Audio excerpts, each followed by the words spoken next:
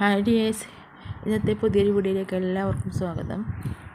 ഇന്ന് ഞാൻ ഉണ്ടാക്കാൻ പോകുന്നത് റാഗി കൊണ്ട് നല്ലൊരു അടിപൊളി ഷേക്ക്. ഇത് കഴിച്ച് നോക്കുകയാണെങ്കിൽ ഇത് റാഗി കൊണ്ടുണ്ടാക്കിയാണെന്ന് ആരും പറയുന്നില്ല. നല്ലൊരു ടേസ്റ്റി ഡ്രിങ്കാണിത്.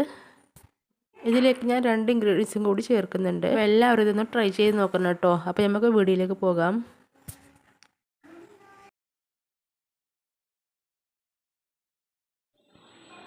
ഞാനിവിടെ ഇതാ 1 കപ്പ് റാഗി എടുത്തിട്ടുണ്ട്. ഇനി ഇത് കഴുകിയിട്ട് മിക്സിയിലിട്ട് അരച്ചു കൊടുക്കണം. നന്നായി അരച്ചെടുത്ത റാഗിയാണിത്. ഇനി ഇത് അരിപ്പയും പാത്രവും എടുത്തിട്ട് അരിച്ചെടുക്കാം.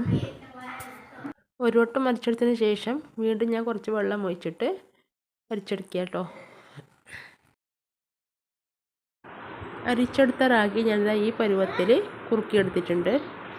അപ്പോൾ ഈ ഒരു പരുവത്തിൽ തന്നെ റാഗി കുറുക്കിയെടുക്കണം. കാരണം അവസാനം നമുക്ക് പാലൊക്കെ ചേർത്ത് മിക്സിയിൽ അടിച്ചെടുക്കാനുള്ളതാണ്. അപ്പോൾ കുറച്ച് ലൂസായിട്ട് വരാം. ഇനി ഈ റാഗി ഞാൻ തണുക്കാനായിട്ട് വെക്കുകയാണ്. അപ്പോൾ ഞാൻ നേരത്തെ പറഞ്ഞ 2 ഇൻഗ്രീഡിയൻസ് ഇതാണ്. 2-3 ക്യാരറ്റ് ഞാൻ തോല് കളഞ്ഞെടുത്തിട്ടുണ്ട്. പിന്നെ അതുകൂടാതെ ഒരു മത്തൻ്റെ കഷ്ണം തോല് കളഞ്ഞെടുത്തിട്ടുണ്ട്. ഇനി ഞാൻ ഇതിനെ കഷ്ണമായിട്ട് കുക്കറിലേക്ക് ഇട്ട് കൊടുക്കുകയാണ്. ഇനി ഈ കഷ്ണങ്ങളെല്ലാം വേവാൻ പാകത്തിന് മാത്രം വെള്ളം ഒഴിച്ചിട്ട് അടുപ്പത്ത് വെച്ചെടുക്കുകയാണ്.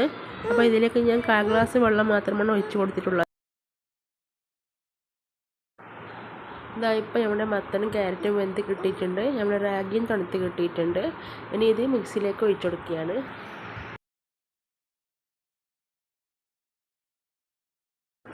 ഇനി വേവിച്ച് വെച്ച മത്തനും ക്യാരറ്റും കൂടി ഇട്ടുകൊടുക്കുകയാണ്.